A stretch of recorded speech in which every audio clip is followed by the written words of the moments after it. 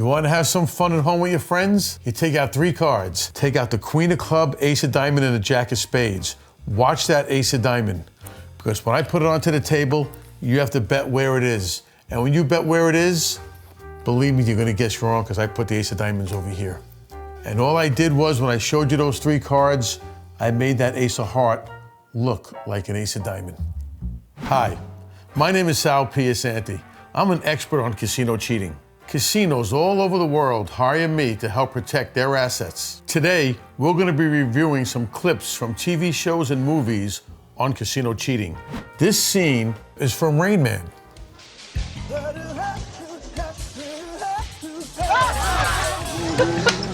Hey, what's your secret, guys? You cheat. I'm sure he was joking there, but a lot of people do think card counting is illegal and it's cheating. It is not.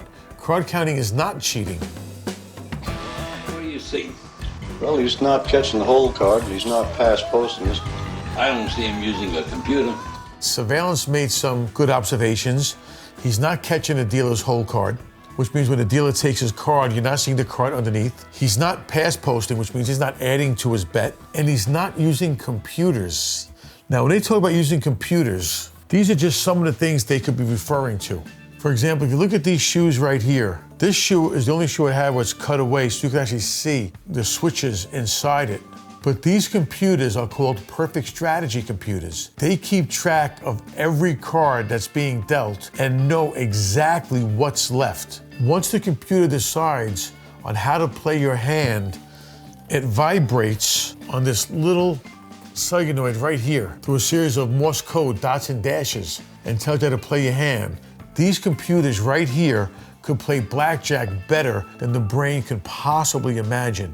What he was doing what these computers could do, but he was doing it in his head. He was able to keep track of how many cards were left. If somebody is actually playing like that and they're winning and surveillance can't figure out what's going on, sooner or later, they're just going to label him as a card counter. They're going to back off that player and say, sir, your play is too good for us. You're allowed to play any game here except blackjack. Something's not right. You know there's no one in the world can count into a 6-deck shoe. That's obviously a false statement because counting down with regular conventional card counting is very easy to do on a 6-deck shoe. Just as easy to do as a single deck. All you're doing is keeping track of the ratio of high cards versus low cards. When a deck becomes really rich at high cards, it favors the player for 3 reasons. You're gonna get more blackjacks, you're gonna get more 20s. Number 2, you don't have to hit your 12 to 16s, the dealer must. And then 3, you have additional options the dealer don't. You could hit, insure, split, surrender, double after a split. And no matter what card counting system you use, they are all designed to do one thing, to let you know when a deck becomes rich in 10s. This scene was from Rounders. So, what are you guys playing? 2040 stud, that's the game I'm gonna play over. So when they say 20-40, that's just a betting pattern that's set up for that game. Stud means they're playing 7-card stud. Everybody gets 2 cards face down, and then they get the rest of the cards face up, and then the last card is dealt face down. And you gotta play the best 5 out of the 7.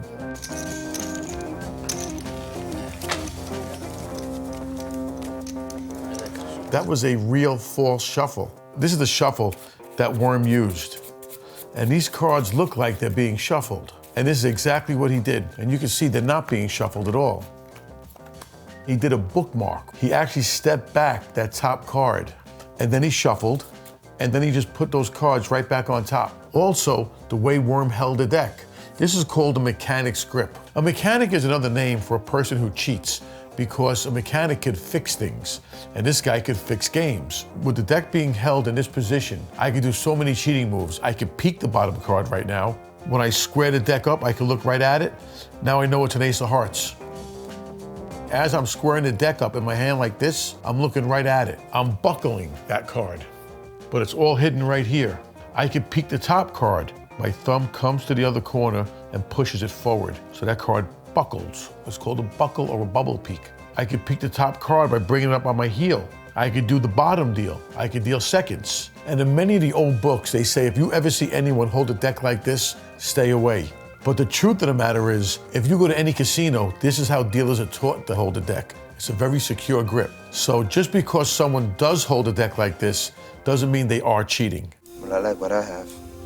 Bet it's 20. I know that look. I want to fold. People might not realize why Mike McDermott folded 3 kings. Well, cheating isn't about the moves, it's about judgment. And he knew that getting 3 kings was going to be too strong, and that's why he folded that hand. So Mike McDermott, in that scene, used proper judgment, and that's why he got out. All right, free card. Here we go. 4th Street. Hold on there a fucking easy, second. easy. This son of a bitch is base stealing. Caught a hanger, Sarge. What is a hanger? Let's suppose I want to deal the second card instead of the top. Well, when I come out, that might happen. That's called a hanger. You can see the second card is coming out, but it didn't make it.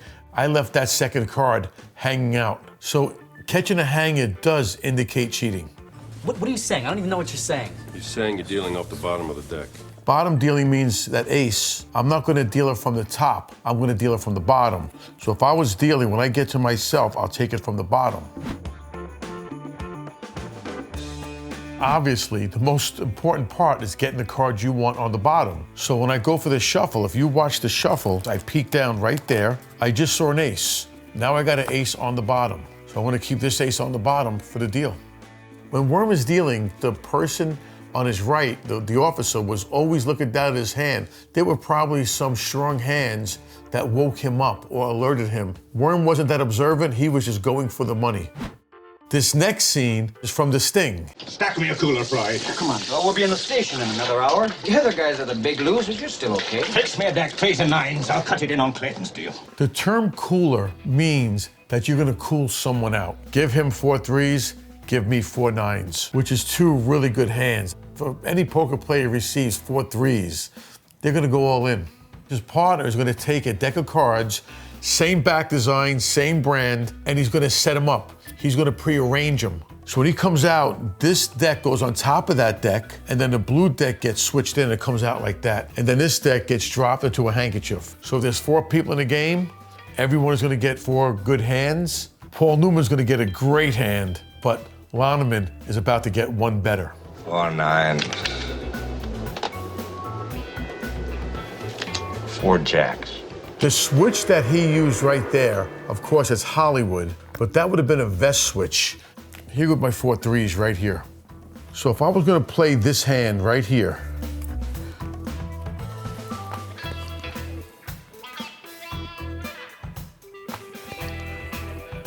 you can see they just got switched. Loneman and his partner just knew Paul Newman received 4 3s, but when Paul Newman turned over the 4 jacks, he double-crossed them. He was the better cheat. This next scene is from Austin Powers. 17.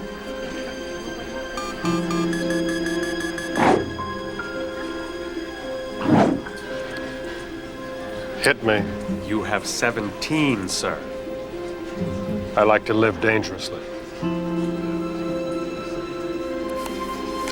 4. 21. There are cards like that you could only see with either a red lens on for luminous readers or with contact lenses, but normally it's just done with a series of dots. What I'm about to show you right now is a deck of cards that they call a juice deck. This deck does have a substance on it that if your eye is not trained to see this, I promise you, you're not seeing it. If you look at this card right here on the table, it appears to be a regular card. But when I look at it, there is one part of the card right here that is slightly darker. That indicates a king. There's a little dot dead center. That means it's a 4. Here, there are 2 dots right here, diagonal. That means that's gonna be a 7. So once you just memorize that pattern, that's how you know what the card is. To train your eye to see it, first the deck is made very, very, very, very strong, where anybody could see it. And then after a while, it's made lighter and lighter and lighter, where pretty soon you're the only one that can read it. King for you, sir, and a 3 for you. One major flaw that I've noticed in this clip is the way they were dealing. Everyone in blackjack gets 2 cards. When they showed Austin Powers' hand, he had a 3, just all by itself, and then the dealer dealt him his second card, when Austin Powers should have had those 2 cards dealt in front of him from the start. I also like to live dangerously. As you wish, sir. 20 beats your 5. I'm sorry, sir. This next clip is from Casino. Now here's this guy reading the dealer's hole card and signaling his buddy at this table.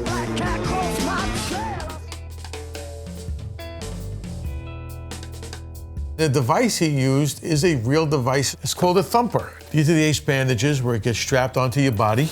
And this is the whole device right here. This goes behind your back and this goes on your thigh. The thigh is the most sensitive part of the body, one of the most sensitive parts. And then this is a toe switch. This goes on your toe or this goes in your pocket, either way you want to do it. This device right here is made for signaling. Anywhere you want to get information from point A to point B, this could be used. And when you press down with your toe, you can definitely feel this thing. When this thing is vibrating, you'll feel it. If it's poker, I can tell you what hand I have. I can tell you to check. I can tell you to raise. If it's blackjack, I can tell you the whole card silently. Greatest gambling movie made, in my opinion. It's so real world. This next scene is from Ocean's 13.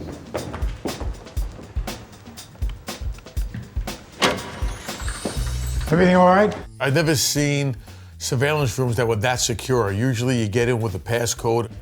Again, sir, it's in lockdown.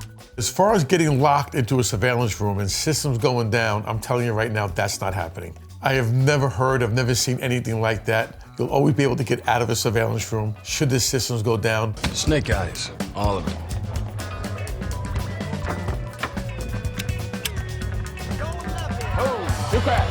The dice acted very, very suspiciously. These are magnetic dice right here. So these will always get ones.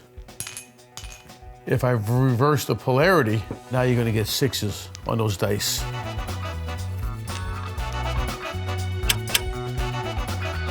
When he had the lighter in his hand, that's what was controlling the magnet. When he hit the lighter or hit the switch, that's what activated the magnet to control the dice. That's the hardest part about using magnetic dice, is to make them appear natural.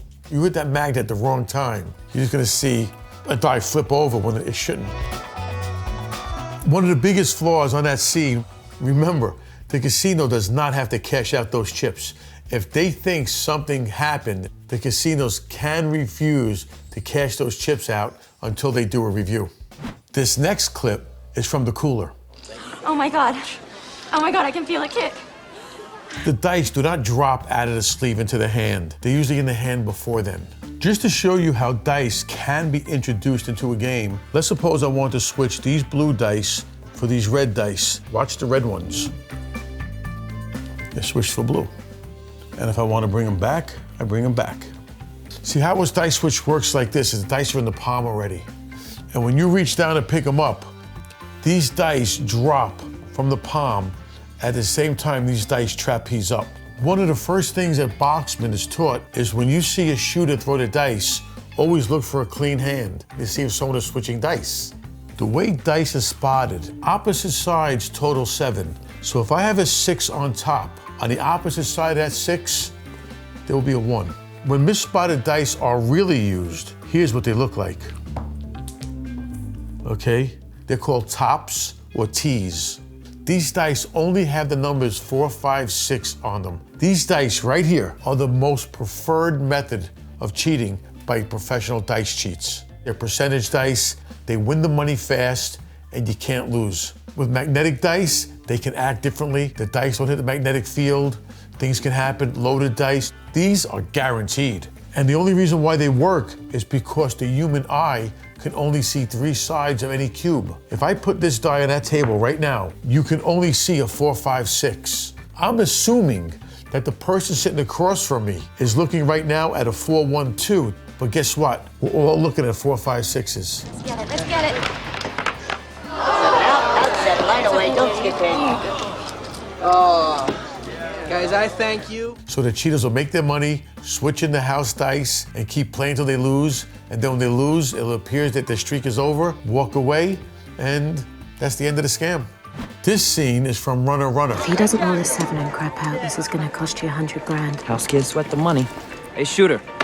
The stick person never passes the dice out with a 7 showing. That's taboo or bad luck. So that's something you'll never see. How about this?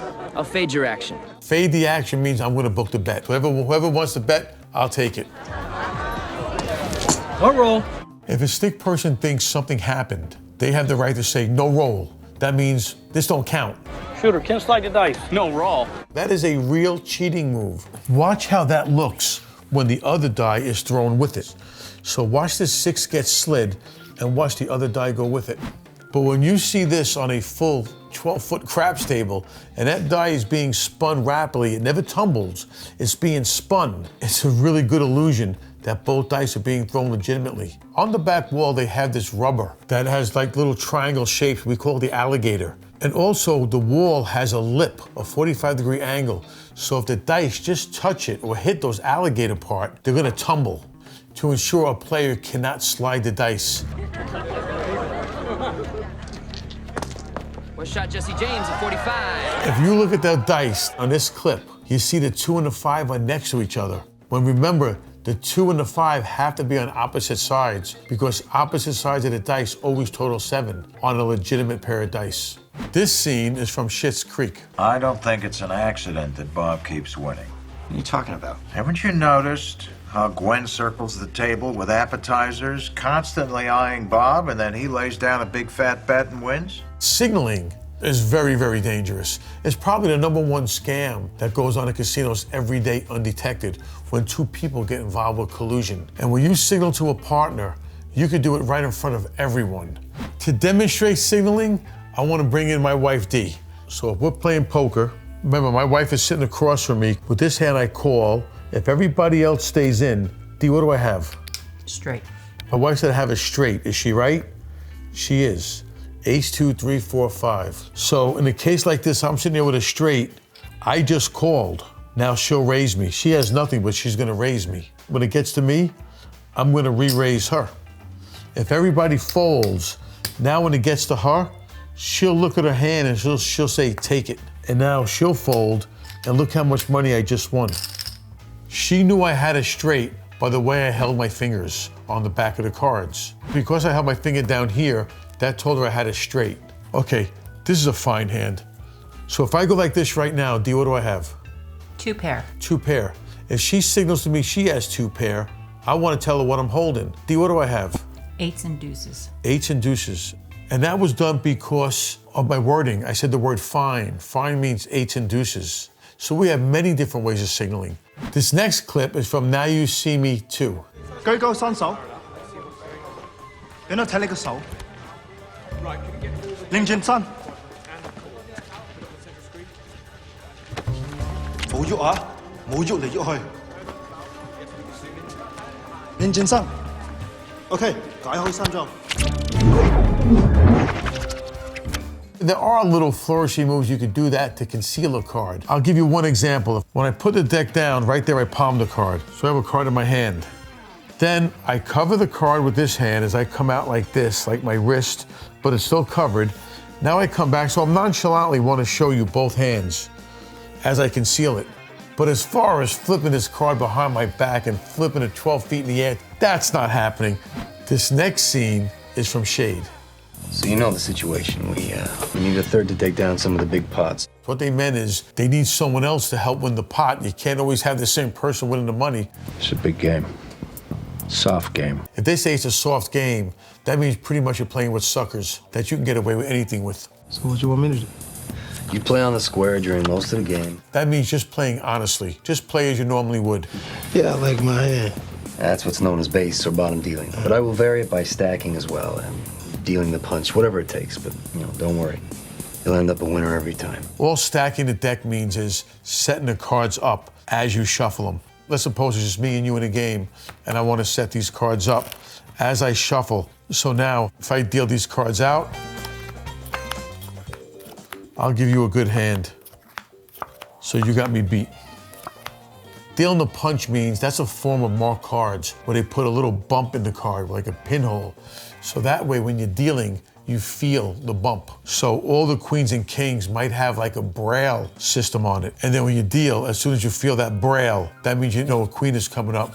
Then you deal seconds.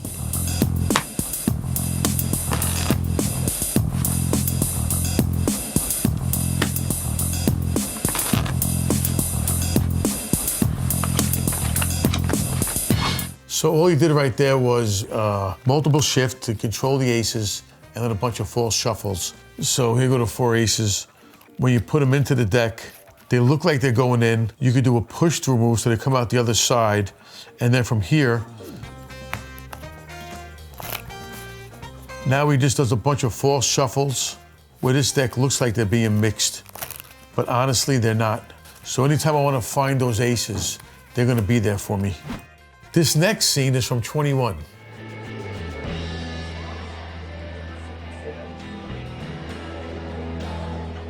Being part of a team has many advantages over being a solo counter. For the simple reason is you're playing with more tables, and then when the count gets rich, they call in the big money. Also, you have better camouflage because you're calling people in the middle of a shoe. Is that guy card counting? No, he just came in the middle of a shoe. He can't be counting. Well, guess what? His teammate was.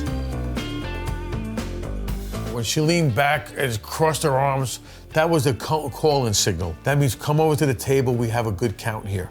Changing 10,000. Sweet. Too sweet.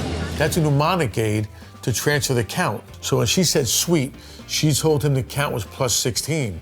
Obviously, they didn't want to get too technical for the viewers, but in card counting, you have two counts, the running count and the true count. The running count tells you the ratio of high cards versus low cards in all of the cards that remain. The true count tells you the ratio of high cards versus low cards in each single deck that remain.